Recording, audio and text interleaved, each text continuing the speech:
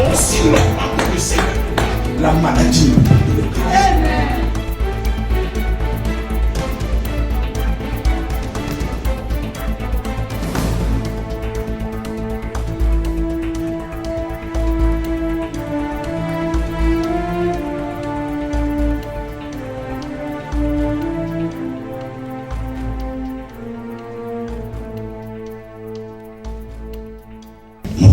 Merci pour ta grâce. Alléluia. Tu as été avec nous, Seigneur, et tu es toujours avec nous. Comme une colonne de nuit, le jour pour nous conduire, Seigneur. Tu nous as conduits tout ce mois. Ah, Seigneur, nous sommes reconnaissants ce matin. Nous sommes reconnaissants. Alléluia. Nous avons vu cette main, nous avons vu cette colonne de nuée sur notre vie, Seigneur. Ce ne sont pas les luminaires qui nous ont conduits, mais ta présence dans notre vie, Seigneur. Et une colonne de feu la nuit. Seigneur, tu nous as conduits le jour et tu nous as conduits la nuit. Amen. C'est pour cela que nous sommes là. Nous sommes reconnaissants. Et nous venons, Seigneur, pour te dire merci du tréfonds de notre cœur.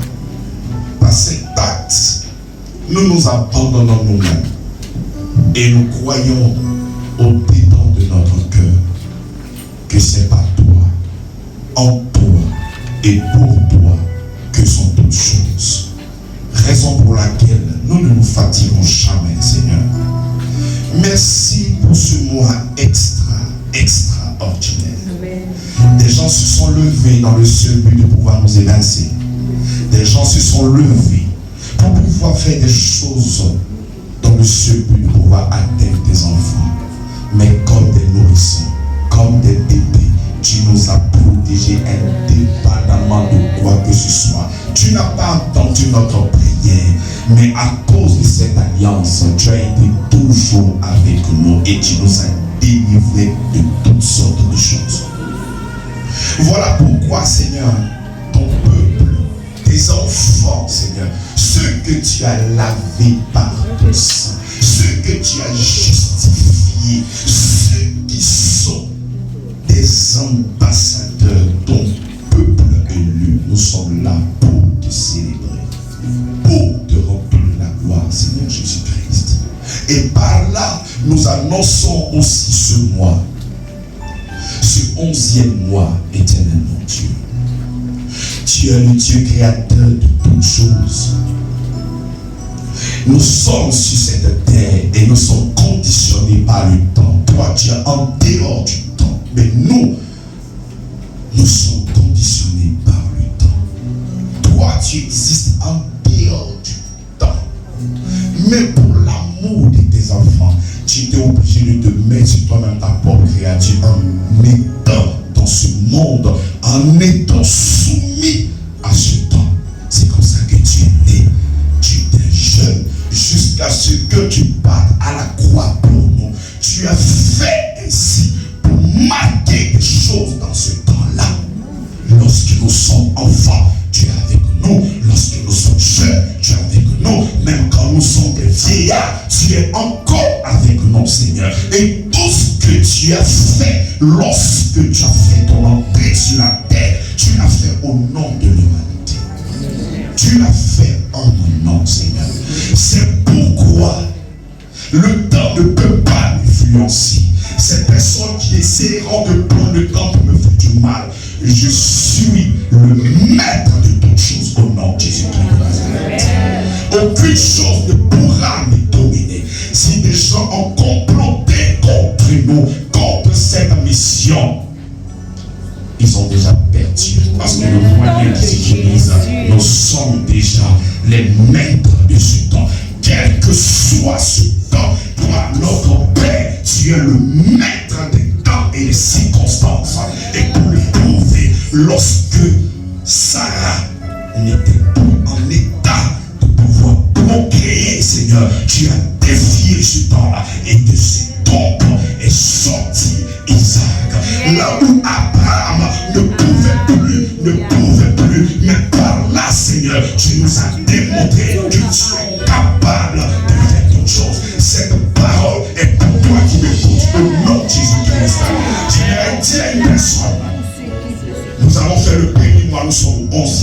Les craintes commencent à s'élever dans ton cœur. C'est comme ça que le Seigneur nous a conduits dans cette prédication, les frères. Et il est le maître des temps et des circonstances. Il est le maître des temps et des circonstances. Ce qu'il t'a dit, il a déjà accompli en Jésus-Christ. Et ces choses-là se manifesteront au nom de Jésus-Christ.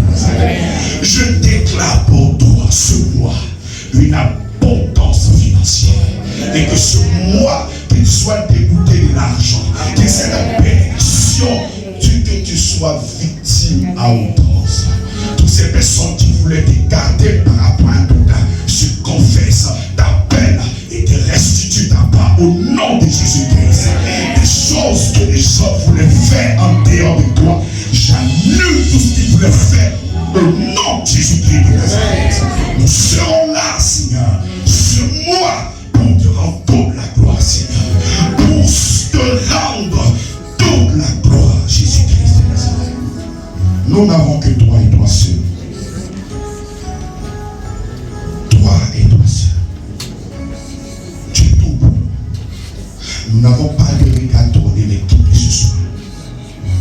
Mais nous nous abandonnons entièrement à toi.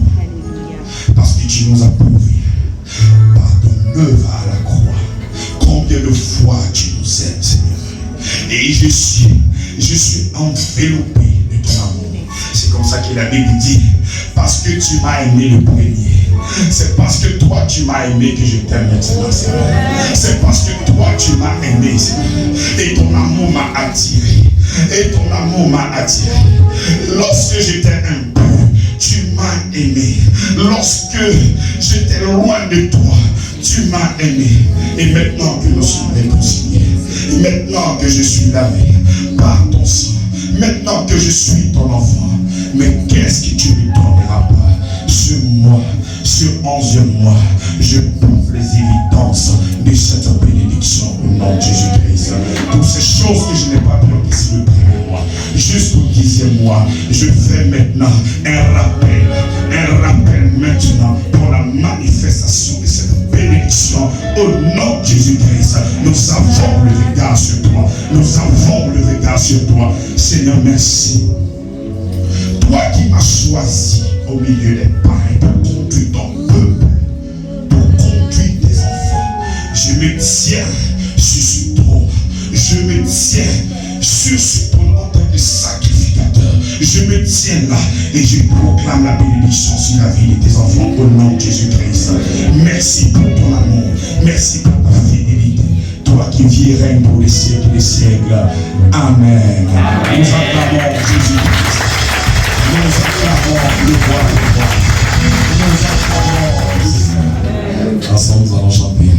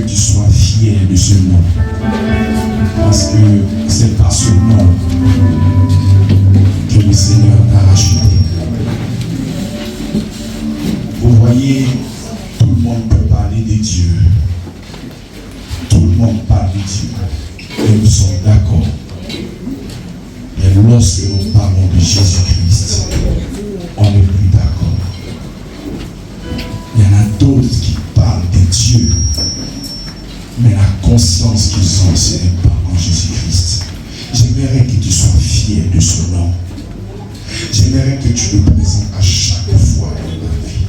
J'aimerais que tu sois bavard. Quel que soit le lieu où tu te trouves, n'aie pas peur, n'aie pas honte de proclamer ce nom.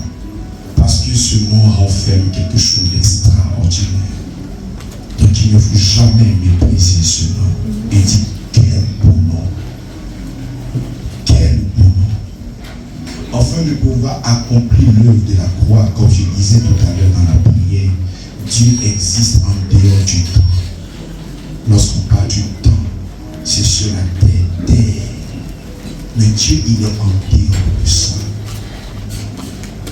Et pour te sauver, toi, il était obligé de rentrer dans ce monde.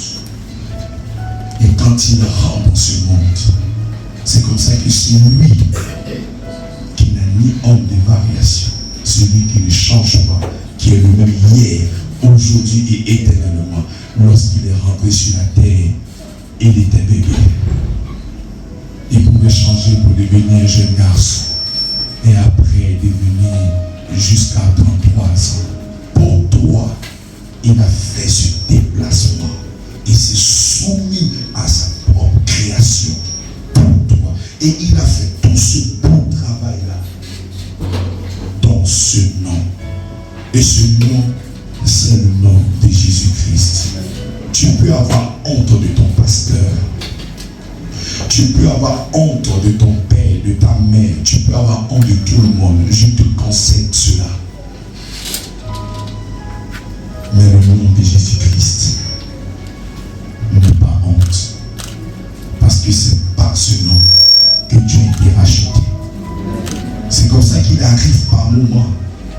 La honte manipule certaines personnes au point où elles ont honte même de prier. Elles ont honte même de proclamer le nom de Jésus-Christ même dans les lieux publics. Mais jamais nous devons avoir honte. Parce qu'il a fait un travail extraordinaire pour toi et pour moi. Et c'est comme ça que le chant dit, quel beau nom. Aussi longtemps que ce nom sera glorifié dans ton cœur, l'héritage est pour toi au nom de Jésus-Christ. C'est comme ça que lorsque nous acceptons le Seigneur Jésus-Christ, c'est parce que nous reconnaissons le travail qu'il a fait. Il dit à tous ceux qui l'ont reçu, à ceux qui croient, c'est parce que nous croyons que nous l'avons. Et quand nous recevons ce Seigneur, nous devenons des enfants de Dieu. Chéris ce nom. Lorsqu'il y a des obstacles, présente ce nom. Lorsqu'il y a la joie, présente ce nom. Quoi que vous fassiez en parole ou en œuvre, faites-le en Jésus-Christ. Amen. Le Seigneur nous fait la grâce aujourd'hui de recevoir notre pasteur Obinilo Chidi. Nous allons nous entretenir. Je l'appelle, je dis, mon frère, c'est pas le temps. Il dit, faut pas m'enchaîner. Il dit, ne m'enchaîne pas. Je vais me balader. Nous acclamons le Seigneur.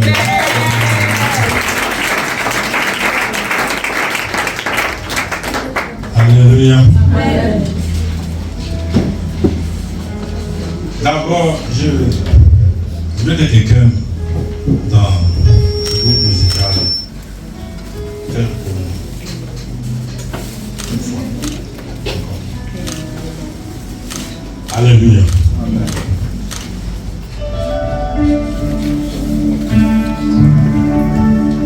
Quel beau nom, quel beau nom, porte loin de l'éternel. Quel beau nom.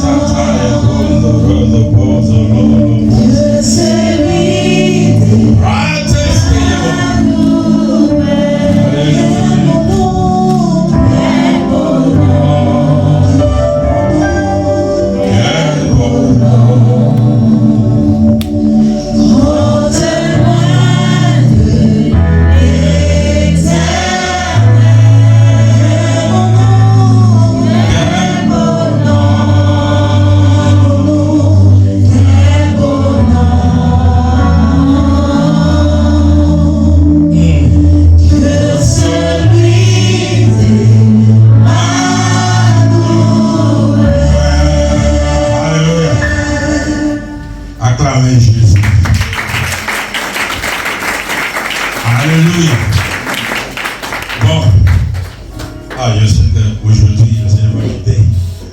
On va enchaîner en même temps.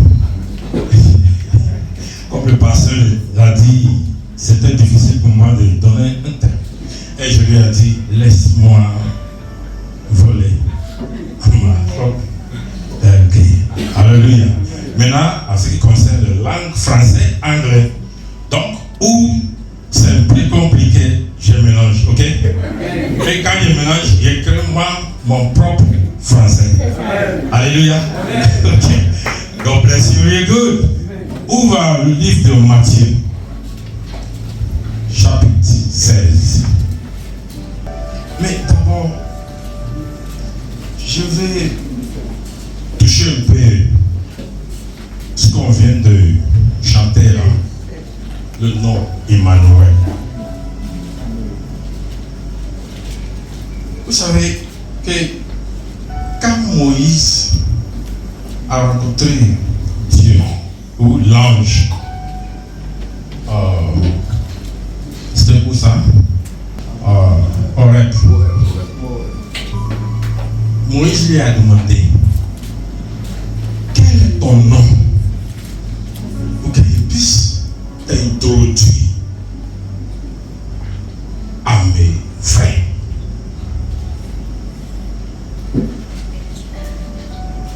Et Dieu lui a répondu, je suis. Je suis. De la manière il a écrit là, ça pour donner à Moïse, ça ne peut pas être traduit, ça ne peut pas appeler. Il dit YWH. Yahvé. Yahvé. On ne peut pas l'appeler par ce nom. Donc, après cette expérience-là, Moïse voulait comprendre aussi. Montre ta puissance. Comment est-ce arrivé là-bas? Et si Pharaon commence à aussi montrer son pouvoir, comment il peut réagir? Je lui ai dit, dépose ces bâtons qui est entre ta main et regardez ce qui va se passer. Et il a déposé ces bâtons et ça s'est transformé en serpent.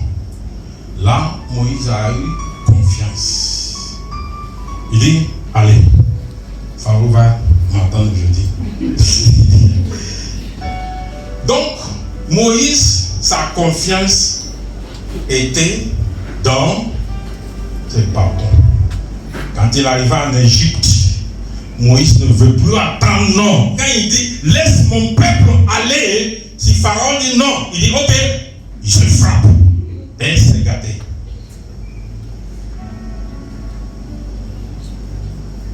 Mais est-ce que vous savez qu'arrivé un moment, quand Moïse est décédé, ce bâton-là n'a plus ce pouvoir, la puissance. Donc, Dieu est quitté là, dans quoi? Et c'est Josué qui a pris le relais. Et pour Josué, Dieu ne lui a pas donné aucun matériel. Dieu ne lui a pas donné quelque chose pour prouver. Et Dieu lui a dit, tu dois méditer cette parole de la loi. En elle, tu auras de succès. De la bâton à la parole.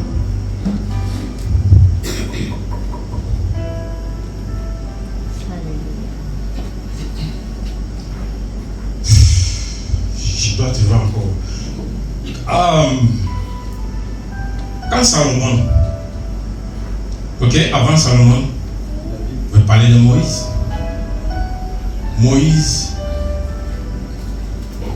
pour pouvoir confectionner une maison pour Dieu, pour être sûr de la présence de Dieu, a construit l'arche et l'alliance.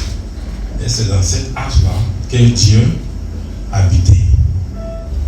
Cette arche a continué avec eux jusqu'au jour où ils ont fait le combat contre les Philistins. Et les Philistins sont rentrés dans le temple et ils ont pris Dieu. Ils ont pris Dieu et ils l'ont confisqué chez eux. Donc, si Dieu habitait dans cette arche, c'est comme si Dieu était pris en otage.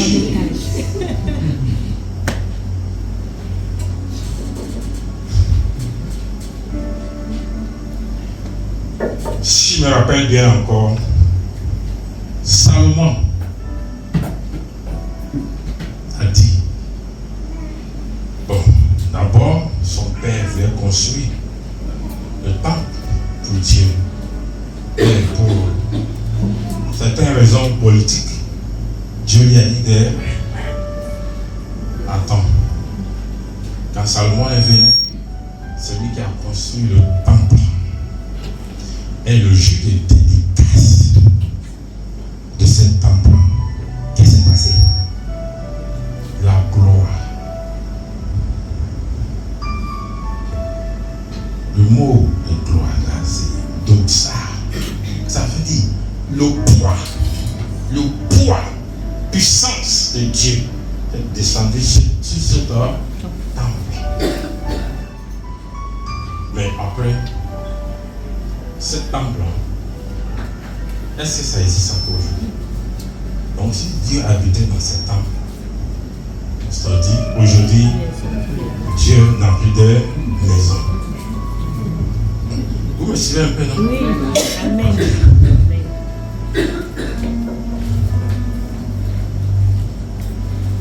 Et ce qui est un peu bizarre, le même Salomon qui a conçu ce temple-là, après les jours qu'ils ont fait la dédicace de ce temple, Salomon n'a plus mis pied dans ce temple jusqu'à sa mort. C'était bizarre. Il a commencé à construire d'autres temples avec ses autres femmes. Chacun vient avec son Dieu. Il dit bon. Il dit bon. Construisez. Bon, ils ont fait jusqu'à Salomon n'a plus mis pied. Encore.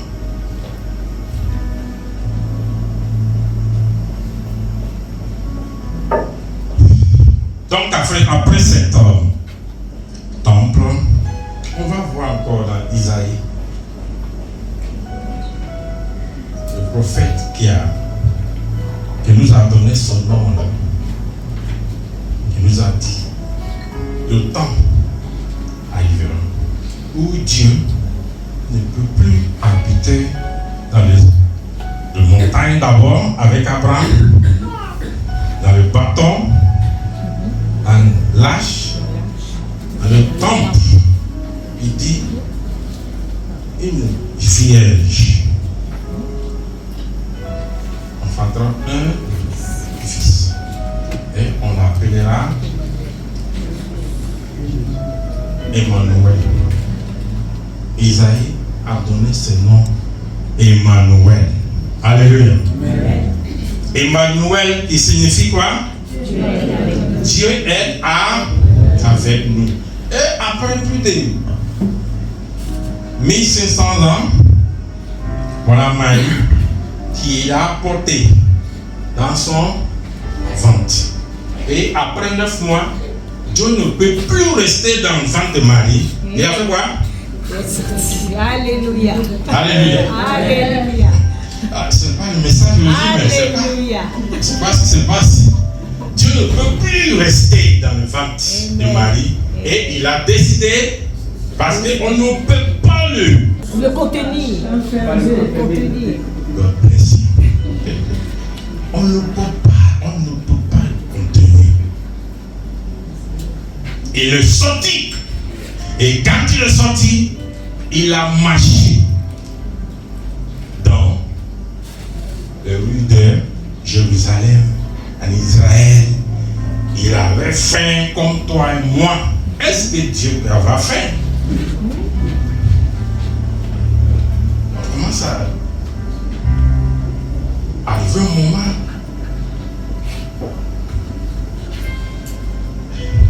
Il était fatigué. Il a dormi même. Il a dormi. Un homme qui a dormi dans ou bateau. Et il y avait des naufrages, il y avait des problèmes. Et il n'a pas senti ça. Est-ce qu'il est normal? C'est qu'il était vraiment fatigué. C'est Dieu-là qu'on parle. Amen. Et c'est Emmanuel. Et à un moment donné, ils l'ont arrêté. Et ils l'ont tué. Est-ce qu'il était mort vraiment? Vrai là. Est-ce que Jésus était mort quand il l'a arrêté? Ils l'ont tué. Est-ce qu'il était vraiment mort? C'est ce qu'on appelle la mort là. Est-ce qu'il a expérimenté ça? Donc, est-ce que Dieu peut mourir? Emmanuel. Donc, ce Dieu-là qui était avec nous a vu que ce n'est pas normal que je sois seul.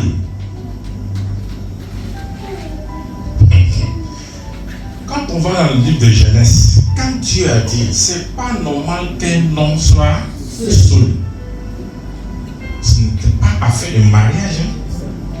C'était pas un mariage. C'était pas un mariage.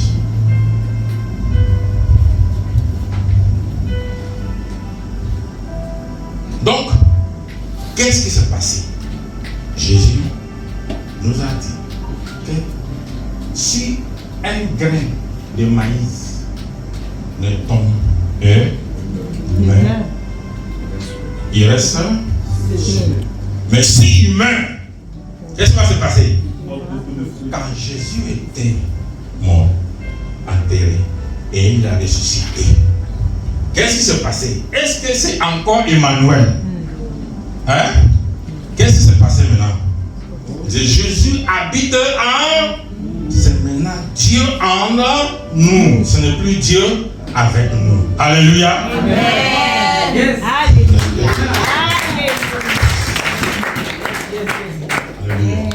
Donc aujourd'hui, on ne peut plus approcher Dieu de façon Emmanuel. C'est bien, ce nom c'est beau, mais on est parti au-delà de Emmanuel. Actuellement, nous sommes qui? Nous sommes les enfants de Dieu. La même titre que Jésus. Parce que Dieu est en nous.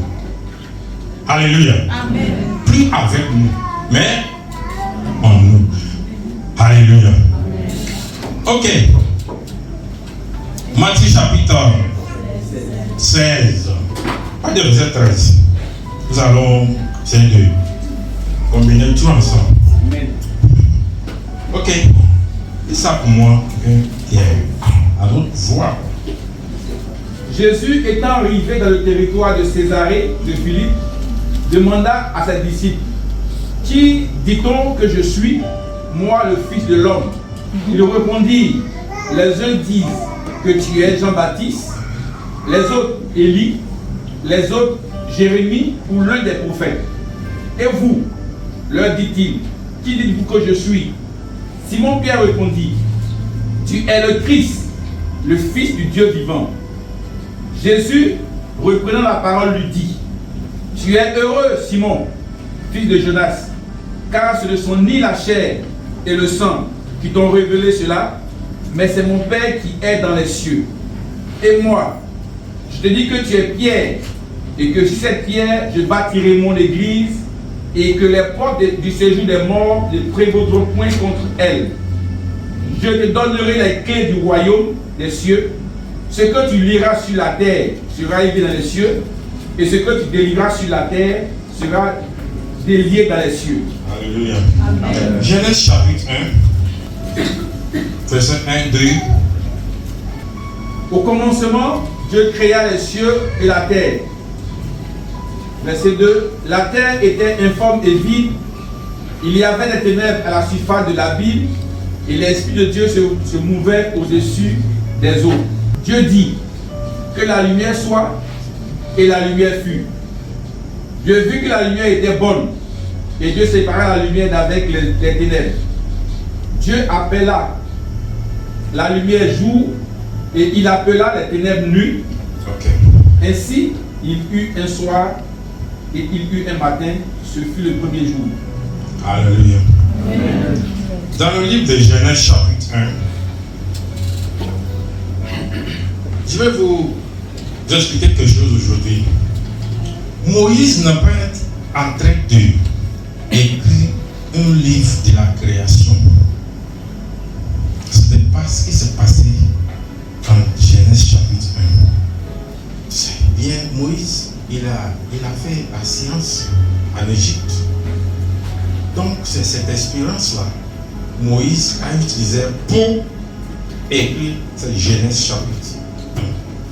Bon, le livre de Genèse, c'est rempli de métaphores, tout métaphorique.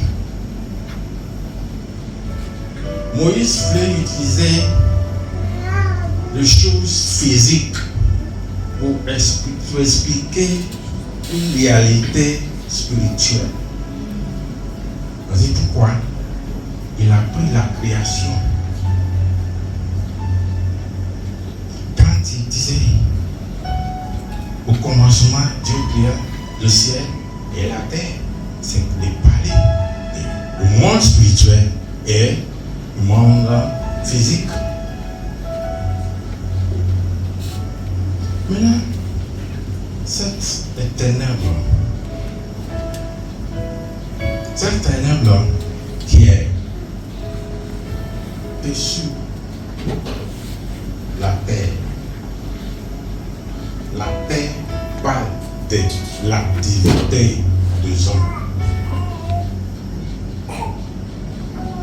La terre parle de cœur des hommes qui est rempli de obscurité. La terre remplie de obscurité parle d'un homme sans Christ. Un monde sans Jésus-Christ. Tu ne peux pas lire Genèse chapitre 1 et le comprendre sans lire d'abord Jean chapitre 1. C'est là l'explication de ce que Moïse a essayé de dire. Donc, Moïse nous parle d'éternel. Mais d'abord, le ciel et la terre, qui parle du monde spirituel et le monde physique. Quand Jésus ressuscitait, dans Matthieu chapitre 28, Allez, 18. Nous allons voir quelque chose. N'oublie pas Matthieu chapitre 16. Ok. Matthieu chapitre 28. Matthieu 28, verset 18. Jésus s'étant approché, leur parla ainsi. Tout pouvoir m'a été donné dans le ciel et sur la terre. Allez, faites de toutes les nations des disciples, les baptisant au nom du Père, du Fils et du Saint-Esprit. Alléluia. Tout pouvoir m'a été donné dans le ciel et sur la terre. Tout pouvoir m'a été donné dans le ciel et sur la terre. Donc, qu'est-ce qu'on comprend ici? Cet homme qu'on appelle Jésus, quelqu'un a posé cette question aujourd'hui. Et qui est Jésus? Qui est Jésus? Jésus pose même la même question à ses disciples. Et ce qui est intéressant, dans Matthieu chapitre 16, c'est dans la cité de quoi? Césarien de Philippe. Là, c'est une cité-guerre construite pour César. Et là, il y avait une image de César. Grand. Et souvent, quand les gens passent, tu ne peux pas traverser là-bas sans faire à César. Donc, imagine, Jésus passait là avec ses disciples. Arrivé là, ses disciples aussi avaient peur. Et si on ne le fait pas? Et si on le fait? Mais voilà, Jésus qui est là. C'est là, voici cette image. C'est là Jésus arrivait. Il demande à ses disciples. Que pensez-vous? Que je suis. N'oublie pas. Et avant ça, il les a envoyés d'aller prêcher l'évangile du royaume. Et quand ils sont venus, on dit à ton nom, on a fait tellement de miracles, le démon sont sortis. Et Jésus dit, ok, allons. Maintenant, voici Jésus et disciples devant l'image de 6 ans où tout le monde obligatoirement doit faire l'obéissance. À 6 ans, on va le passer.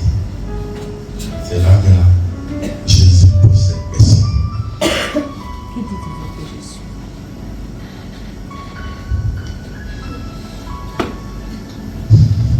Amen. Alléluia. Amen. Amen. Et ses disciples lui disent, toi penses que c'est Jean, toi qui penses que c'est Élie, toi qui penses que c'est l'une des prophètes. Mais il dit, et vous, c'est là, Pierre, reprend la parole et lui dit, tu es le Christ. Tu es le Christ, le Fils de Dieu vivant. Et il a commencé. Quand il a fini, Jésus lui a dit quoi? Je lis moi là-bas. Tu es heureux. Jésus reprend la parole du dit, tu es heureux Simon, Tu es heureux, Simon, fils de Jonas, fils de Jonas, car ce ne sont pas la chair et le sang qui t'ont révélé cela, mais c'est mon Père qui est dans les cieux. Alléluia. On ramène le ciel et la terre encore. Il dit, car c'est pas la chair qui t'a révélé cela, mais mon Père qui est dans le ciel. Donc, d'abord, je vais faire ressortir quelque chose ici. Quand Pierre a commencé à donner cette révélation de Jésus, qui il est, Jésus ne lui a pas laissé finir. Il dit non, Pierre, si tu arrives à comprendre qui je suis, moi je te révèle qui tu es. Alléluia. Amen. C'est-à-dire, dès le moment où tu commences à comprendre qui est Jésus, qu'est-ce qui t'arrive? Ta vraie nature, qui tu es, manifeste. Amen. Jésus lui a dit, Pierre, tu n'es pas un juste simple homme. Sur cette vérité, je vais construire mon église. C'est là aussi que nous allons demeurer un peu. C'est sur cette vérité, je vais construire mon église. Et le compte des séjours ne peut pas. Ne peut donc point. Bon, ma Bible ici en anglais, dis-moi ça en français. Et moi, je te dis que tu es Pierre, et que sur cette pierre, je bâtirai mon église, et que les portes du séjour des morts ne prévaudront point contre elle. Alléluia. Amen. Donc, c'est cette réalité spirituelle qui est l'identité de l'Église aujourd'hui. Mais ce qui fait qu'on n'arrive pas à comprendre nos positions en Christ, c'est parce qu'on ne comprend pas qui est Jésus.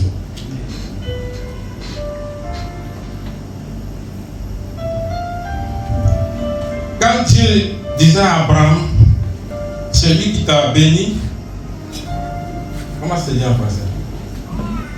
Celui qui te bénira sera béni. Et celui qui t'a Maudit sera maudit. C'est quoi cette bénédiction? Vous pensez que c'est une bénédiction physique ou matérielle ou... Qu'est-ce que c'est cette bénédiction? Il dit, je ferai de toi une grande nation. À travers toi, je bénirai le monde entier. Et en Galate, Paul nous dit, Dieu ayant vu que tu aimes, le monde entier sera béni par Abraham. Lui a annoncé quoi? L'évangile d'abord. C'est cet évangile-là qui porte la bénédiction et ce qu'on appelle aujourd'hui la malédiction. Bon, Jésus est venu aider. Car Dieu a tant aimé le monde. Et il a donné Son Fils unique, et afin que quiconque croit dans lui ne périsse point, mais ait la vie éternelle. mais celui qui ne croit pas, Périra.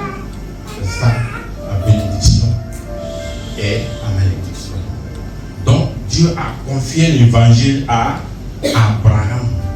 Ce qui fait aujourd'hui, c'est nous qui portons la même bénédiction avec la parole de Dieu, avec l'évangile de Jésus. Alléluia. Donc, dans Matthieu chapitre 16, où Jésus a commencé à révéler à Pierre qui il est. Il dit, sur cet rocher, je bâtirai mon église. Et la porte d'un séjour de la mort ne peut pas le vaincre. Quelles sont ces clés que Jésus nous a données aujourd'hui? Cela nous appelle. Ce qu'on appelle aujourd'hui la puissance qui habite en nous. Ce Paul est le seul apôtre. Quand il écrivait ses lettres, d'abord, il commence d'abord avec des prières. Et ces prières étaient quoi? Que Dieu ouvre les yeux pour comprendre cette puissance qui agit en nous. C'est quand un chrétien ne comprend pas cette puissance qui agit en lui, il pense que prière, c'est peut-être une activité où je dois le faire quand je suis content ou quand je suis heureux. Non. La prière, c'est une autre clé. Je peux dire, après la parole de Dieu, la prière, un chrétien ne peut pas vivre sans la prière.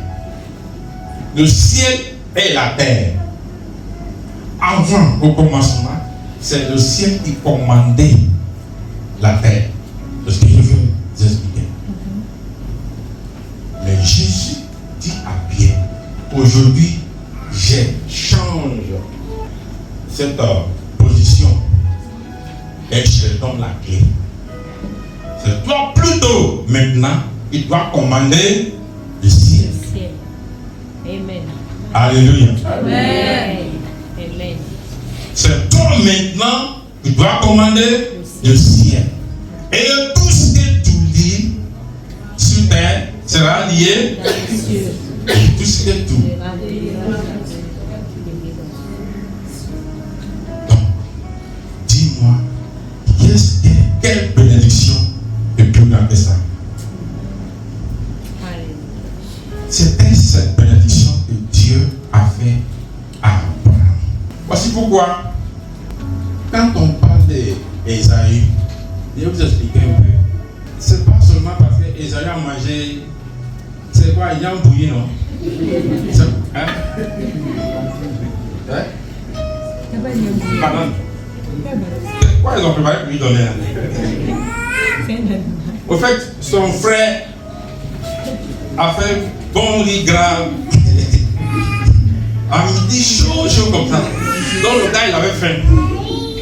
Donc il demande à son frère, il a faim, donne-moi un peu, je veux manger pour gagner la force. Le gars lui dit, tu peux me donner ta droite de naissance. Je vais te le donner, tu vas manger. Quelle était la réponse d'Ésaïe? Qui peut me rappeler? Qu'est-ce que je vais faire de toi de l'esclavage? Je vais mourir. Que vais-je faire de toi de l'esclavage? Je vais mourir. Donc, il a profané cette droite de naissance. Or, cette droite de naissance parlait de cette bénédiction qui a commencé par Abraham. Abraham a transféré ça à Isaac. Isaac devait transférer ça à Isaïe. Mais Isaïe, parce que quand on dit droit de naissance en français, c'est ça non? Ok. En anglais on dit birthright. Birthright, c'est ton droit. Ce droit, c'est que tu dois agir à la place de ton père. Alléluia. Alléluia. Alléluia. Esaïe devrait agir ou représenter son père. Mais il dit ça là. Pourquoi? Au fait, tout ce que tu négliges, bon, le mot négliger c'est un peu, tu peux moins mépriser. Comme aujourd'hui, Dieu merci, nous avons notre pasteur ici. Et tu sais qu'il y a certaines choses que Dieu ne peut pas faire dans ta vie sans d'abord passer par lui. Parce qu'il a une couverture spirituelle. Donc, dès le moment où tu commences à le mépriser, tu ne peux pas être béni par lui. Quand tu prononces le mot béni sur toi, tu ne peux pas agir. Parce que tu ne le vois pas comme. Bon, c'est comme Isaïe. Est-ce que lui là-bas, il le connaît? Je sais où il habite. Ou peut-être quand l'église finit, il fait à tout le monde. On connaît son odeur de son parfum. Donc, il n'est pas un homme extraordinaire. Tu commences à le mépriser. Tout ce que tu méprises dans la vie ne peut pas te bénir.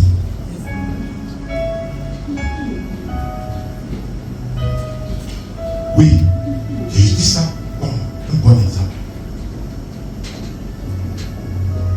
C'est ce qui arriva à Esaïe.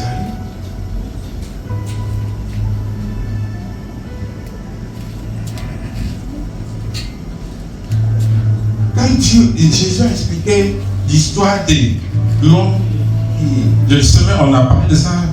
Oui, il dit, il y a d'autres qui sont tombés sur, bon, dans le mauvais endroit. Et il a commencé à expliquer. Il dit, ce sont ceux qui ont entendu la parole et le malin est venu enlever ça. Donc, est-ce qu'ils seront bénis par cette parole-là? Ils n'ont pas pu le tenir. C'est pas. Donc, c'est la même manière, la parole de Dieu. Esaïe devait continuer la même bénédiction d'Abraham.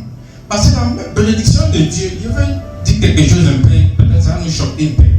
La bénédiction de Dieu n'est pas matérielle, n'est pas physique, c'est intangible. Il y a ce mot-là en français? Ok. Je le prends en anglais pour. Si ça n'existe pas, c'est qu'il est créé pour moi. En anglais, on dit intangible. Immatériel. La bénédiction de Dieu est immatérielle. Voici pourquoi, si tu cours derrière les choses matérielles, tu vas courir pour laisser Dieu. Si cela est vrai, que c'est matériel. Aujourd'hui, depuis la semaine passée, vous avez entendu ce qui s'est passé au Nigeria, Davido a payé une maison l'année passée, mais c'est cette année, à janvier, maison de millions de dollars à Lagos. Parce que c'était le star, ce qu'ils font au Nigeria. Quand ils sont dans un quartier et ils commencent à ressentir qu'il y a un gars qui n'est pas de notre classe. Il y a des gens qui ne sont pas de notre classe qui commencent à habiter dans le même quartier. Ils créent notre quartier. C'est ce qui se passe au Nigeria. Donc les Davido, ils habitaient à Lekki Peninsula. Quand les Davido, les Whisky, les Don Jazzy, si tu arrives là-bas, tu ne peux pas comprendre. Tu ne peux pas croire que c'est Afrique. Quand ils ont vu qu'il y a d'autres gars qui ne sont pas. Tu vois, il y a des voitures qui ne doivent pas rentrer là-bas. Oui, il y a des voitures qui ne rentrent pas là-bas. Si ce n'est pas des Lamborghini, des fantômes. Vous savez, voitures qu'on appelle fantômes. Okay. Oui. Bon, quand on est dans un garage, c'est aligné comme ça. Donc, quand le système est peu menacé, ils ont pris un autre quartier. Ça, c'était l'eau. Ils ont remblayé là-bas et ils ont construit un endroit qu'on appelle Banana Island. C'est dans ce Banana Island, tu es qui pour acheter une maison là-bas? Donc tout le monde a commencé à aller là-bas. Tout le monde. Davido, c'est l'année passée, quand il a payé son jet privé, il a acheté une maison là-bas. Parce samedi, il était chez un roi, quelque part, dans le sud, là-bas au Nigeria. Et dimanche, son fils le noyait dans sa propre piscine. Donc, c'est ça, c'était la bénédiction de Dieu. Moi, je suis sûr qu'aujourd'hui, Davido ne peut plus nager dans la piscine encore dans sa vie. Parce que même le vendredi ou bien dans la semaine, ils ont montré une vidéo où il jouait avec son fils dans la même piscine. Hein. Oui, j'étais en haut, il fallait et puis il criait son nom. 2 jours après, il fallait est mort dans la même piscine. Si tu es Davido, tu peux nager encore dans cette piscine. Hein. Je vais fermer la piscine. Bénédiction.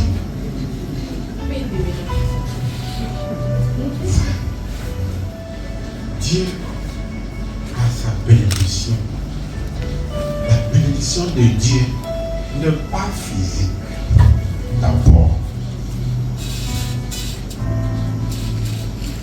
Parce qu'on ne peut pas dire mariage, c'est la bénédiction de Dieu. Si c'est ça, c'est que Jésus, Paul, ça, ça a échoué. Il y a d'autres qui n'ont pas eu d'enfants.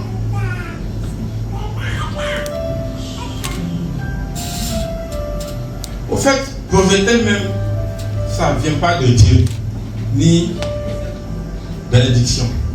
Bon, ne pas utiliser le mot, parce que quand la Bible dit bénédiction, il utilise le mot hébreu, barak.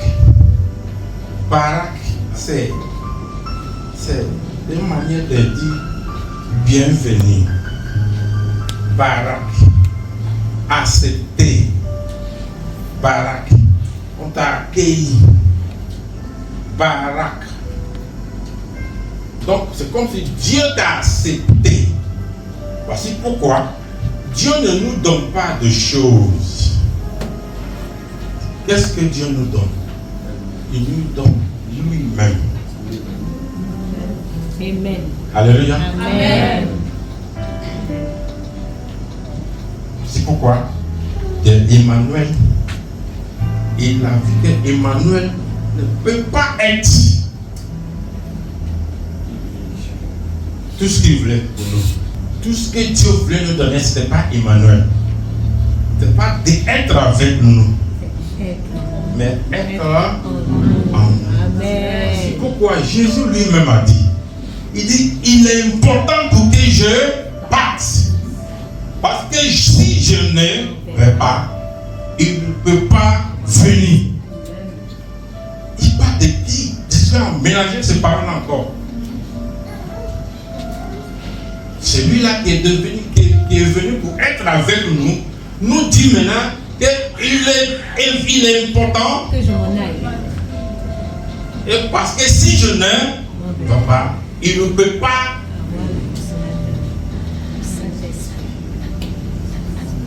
Amen. C'est-à-dire, Dieu ne veut pas nous donner quelque chose physique seulement qu'on peut toucher. C'est comme quand on parle de pain. Le pain de Dieu, c'est lui. Quand les gens finissent de manger le pain dans le désert et puis après ils ont commencé à chercher Jésus. Jésus leur a dit quoi?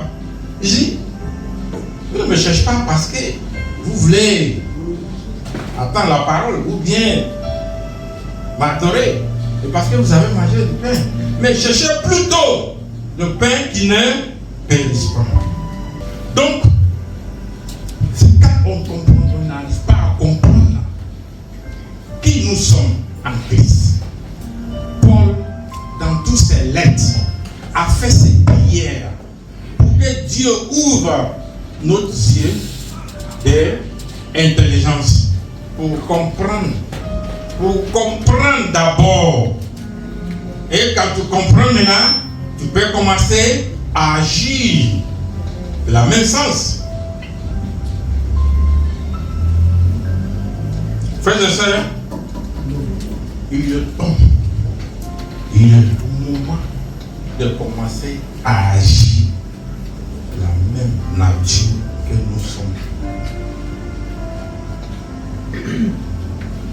On ne peut pas venir à l'église parce qu'on espère avoir des bénédictions matérielles, physiques ou des objets. La bénédiction de Dieu n'a pas date de péremption. Moi, je sais qu'il y a beaucoup d'entre nous qui ont changé leur vie plusieurs fois. Quand il est connu, il avait Peugeot, Mercedes, il avait 4x4, tout ça là. Si c'était vraiment éternel, est-ce qu'on allait changer ça pour avoir une autre? Bénédiction de Dieu, elle est éternelle. Amen. Voici pourquoi Jésus a dit, ce que je veux le donner, on ne peut pas enlever en œuvre. Voilà pourquoi ceux qui pensent que le salut, on peut le perdre. En même temps,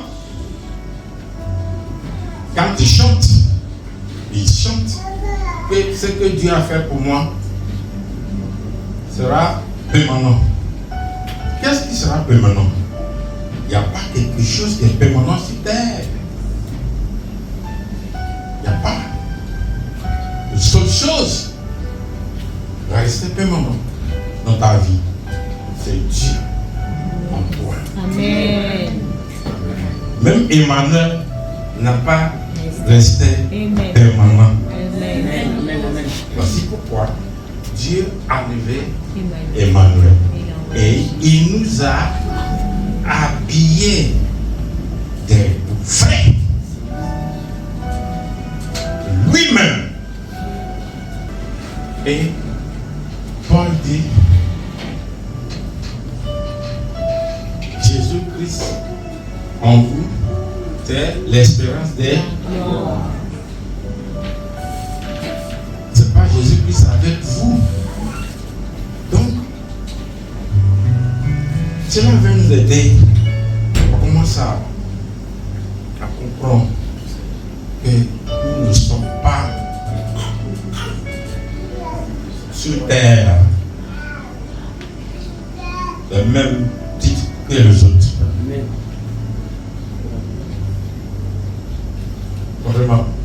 Comprenez en français, non? Ok. On n'est pas sur terre au même titre que les autres. Parce qu'en Genèse, quand Moïse a commencé à parler de lumière, lumière et ténèbres. Cette ténèbres-là, il a commencé à parler des semences. Il dit, Dieu fait pousser des arbres qui vont porter les semences en eux. Quand on parle des semences, on parle de l'autorité. Cette lumière en Genèse chapitre 1, c'est l'homme qui est appelé Jésus-Christ. Sa manifestation sur terre, c'est là qui illumine. Excuse-moi.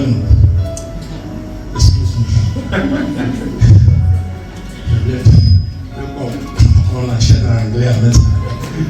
Jean chapitre 1. On va parler de Jésus. Jean chapitre 1. Alléluia. Voilà. J'aime prêcher en français. Ça m'aide à être un peu lent. Pour ne pas être en excès de vitesse. Parce qu'actuellement, on flash. Alléluia. Voilà. Dieu fait. Bon. Si ça a réglé il y a longtemps, il commence à sauter. Peut-être il y a le vaisselle de mais avec ça, on me rend tous. Alléluia. Jean chapitre 1.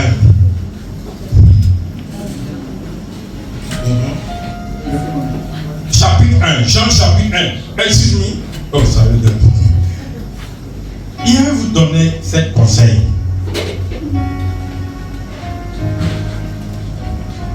Si tu veux bien comprendre la Bible,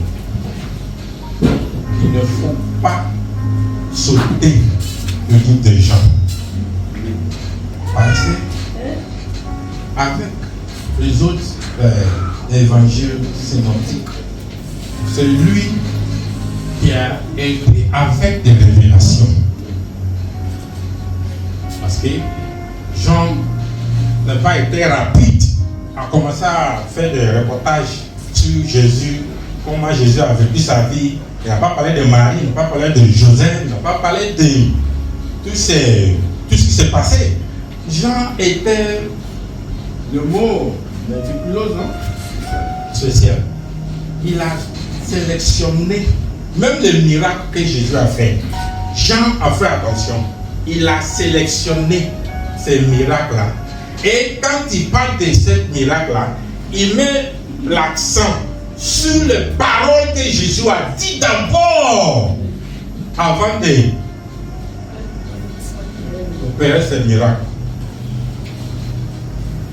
Parce que souvent, on risque de suivre des miracles et oublier la parole. Imagine, quand Jésus est arrivé chez Lazare, la première chose qu'il a dit, il dit, je suis la résurrection et la vie. Celui qui croit en moi ne peut pas. Même s'il meurt, il croise un gars aveugle. Au lieu de commencer d'abord avec le miracle, d'ouvrir ses yeux, il dit, pendant que je suis dans le monde, je suis la lumière. Le monde.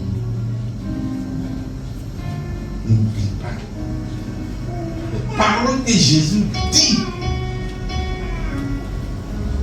Quand on lui a approché premièrement pour le bandit que les gars pouvaient la mariage là et puis c'est fini, on dit bon, c'est fini.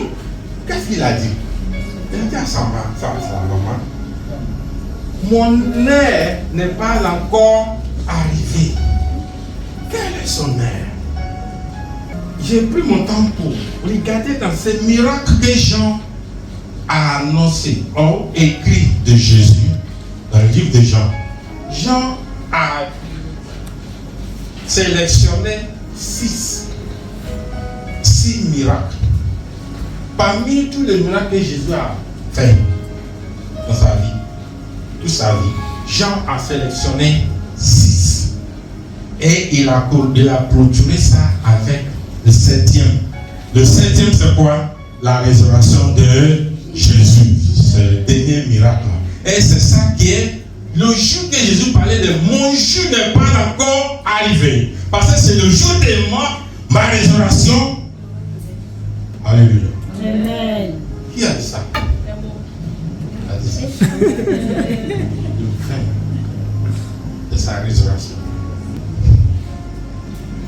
En anglais, on appelle ça new wine. Le nouveau vin de la résurrection. C'est pourquoi, juste après sa résurrection, quand ses disciples ont reçu le Saint-Esprit, ils ont commencé à agir comme des gens qui ont bu le vin. Alléluia. Amen.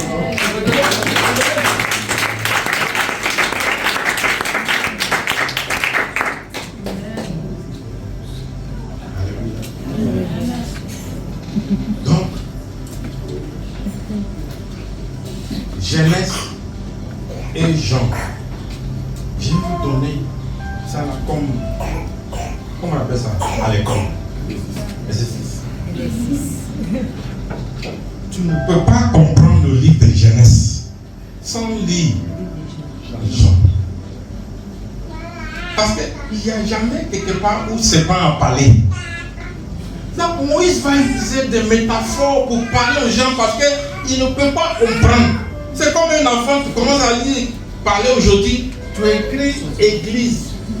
L'enfant ne peut pas comprendre. Il faut dessiner maison et tu mets croix en haut. Là, l'enfant peut comprendre ça, c'est une église. Tu utilises des photos, d'images d'abord pour parler. Il n'y a pas où c'est pas à parler. Mais pour décrire le diable, comme le diable n'est pas encore manifesté, on ne connaît pas tout ce qui s'est passé de bien, de bon ou de mauvais, on mettait ça sur Dieu. Donc, on ne connaissait pas qui est Satan. Parce que quand on était bébé, on nous a parlé de serpents avant là. Il avait 4 pieds.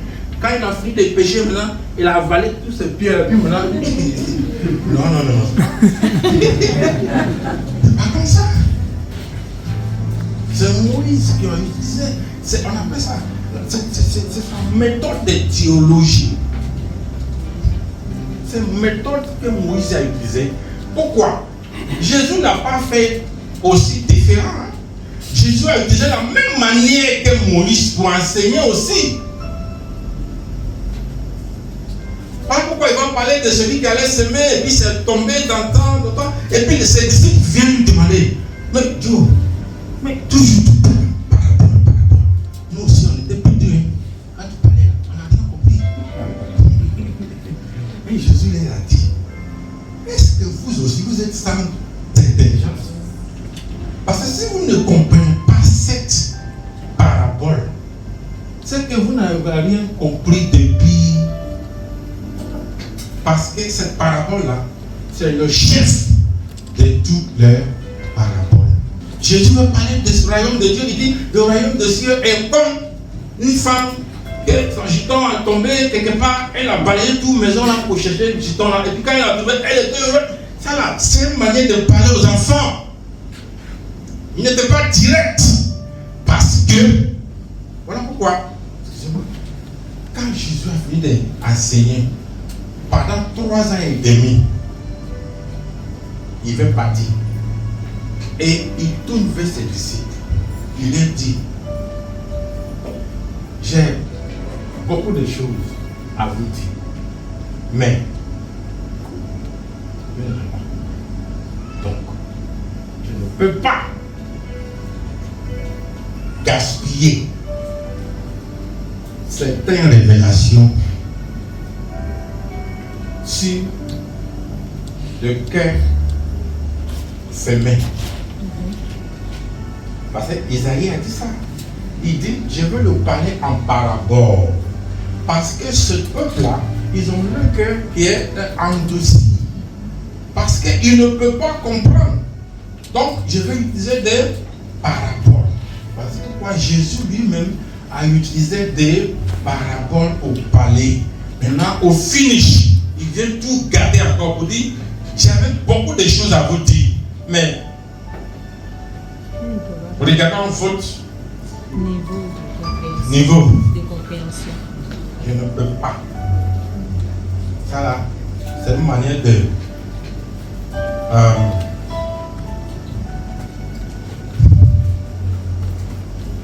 en anglais on dit disclaimer. Placer un disclaimer. Genre, tu finis de dire quelque chose et puis tu dis un mot pour neutraliser ça. Tu dis que bon, c'est pas ce que je voulais dire. Aidez-moi en français. Jésus a placé Jean, il a fait de dire quelque chose et puis après, il neutralise tout ce qu'il a dit par ses dernières paroles. Parce que c'est comme si, si tout ce que tu voulais nous dire, tu n'as pas dit, et puis maintenant c'est ça, maintenant que tu t'en vas là, c'est là que tu viens nous parler de ça. C'est que c'est gâté, on n'a rien compris. C'est un problème pour eux. Donc, aujourd'hui, je vais vous exhorter. Time is up. God bless you. On va commencer par la prière d'abord. Ne néglige pas prier. Aucune don spirituel ne peut manifester dans ta vie en dehors de prier. C'est ça aussi que. Voilà pourquoi aujourd'hui on va parler en langue comme si ce n'est pas important. Comme si le mot mépriser revient encore. On méprise tout ce qui est spirituel. Actuellement, là, si on dit aux gens, est-ce que tu prophétises, hein? Tu peux dire non. Bon, ça là, c'est pas mon niveau. Non. Dès le moment que tu as reçu Jésus-Christ dans ta vie, tu as reçu le Saint-Esprit. C'est ce qu'on appelle le baptême de Saint-Esprit. Et tout le don de Saint-Esprit est en toi. Le Saint-Esprit ne peut pas venir avec certains bagages et laisser les autres au dehors. Alléluia. Amen. Praise the Lord. Amen. Donc, nous allons commencer à prier aujourd'hui. Lève-vous debout. Nous allons prier. On va continuer avec prière en 2 minutes. On va dire à Dieu. Priez pour que Dieu ouvre les yeux. Que Dieu ouvre tes yeux d'intelligence, tes yeux spirituels, pour pouvoir comprendre la parole de Dieu. Alléluia. Prions. Si tu peux parler en langue, il n'y a pas d'autre manière de parler en langue que de parler en langue. Ne pense pas qu'il y a quelque chose qui est bizarre. Quand tu ouvres tes yeux, en tant qu'enfant de Dieu, quand tu ouvres ta bouche, en tant qu'enfant de Dieu, et tu commences à parler, Dieu utilise ces conneries que tu penses que tu es en train de dire pour agir. Bien placé.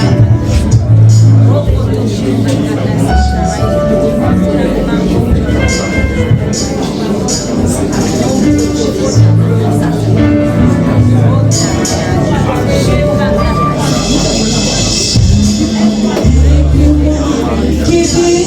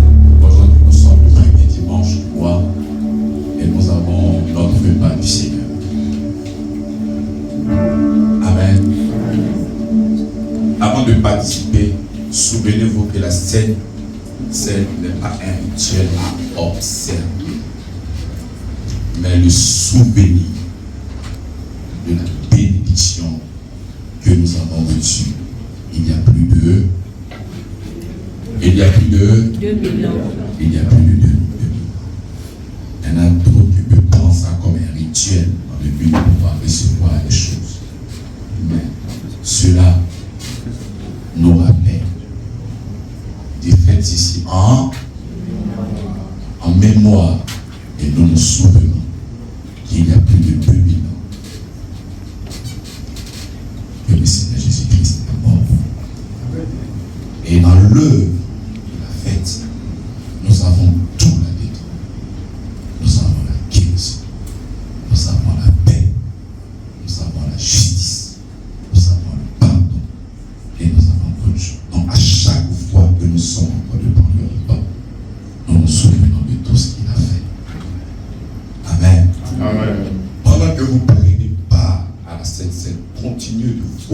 et déclarer comment vous avez été guéris par les mains précieux de Jésus. Et comment son sang a effacé tous nos péchés et vous a qualifié pour recevoir sa guérison et sa santé. Amen. Amen. Lorsque tu bois le repas, lorsque tu prends le pain, lorsque tu prends le pain, tu te souviens. Parce que c'est par la foi en ce que Jésus-Christ a fait que nous avons là. Parce qu'il a dit que par ses mains dessus, nous sommes comment? Nous sommes guéris. Et comme le pasteur pouvait dire, c'est l'esprit que nous avons reçu. Et dans cet esprit-là, nous avons toute la bénédiction. Amen. Amen. Ésaïe 53, le verset 5 nous dit, mais il a été blessé pour nos transgressions. Il a été meurtri pour nos iniquités. Le châtiment de notre paix a été sur lui. Et c'est par ses maîtres que nous sommes guéris. Nous sommes guéris. Alléluia. Et j'aime beaucoup la démarche de 1 Pierre. Il dit, nous avons été guéris. Amen. C'est pour dire que c'est lorsque Ésaïe est en train de dire, il le prophétise. Mais lorsque Pierre aborde ce terme de nous qui avons été guéris, c'est pour te dire que tout ça c'est historique. Parce que en l'œuvre de la croix, nous avons cette assurance-là pour notre guérison et pour notre paix. Au nom de Jésus-Christ. Le Seigneur Jésus, la nuit qu'il fut livré, prit du pain. Et après avoir rendu grâce, il est rempli et dit, ceci est mon corps qui est pour vous. Faites ceci en mémoire de moi. De même, il prit la coupe aussi après le souper en disant, cette coupe est la nouvelle alliance en mon sang. Faites ceci toutes les fois que vous la boirez en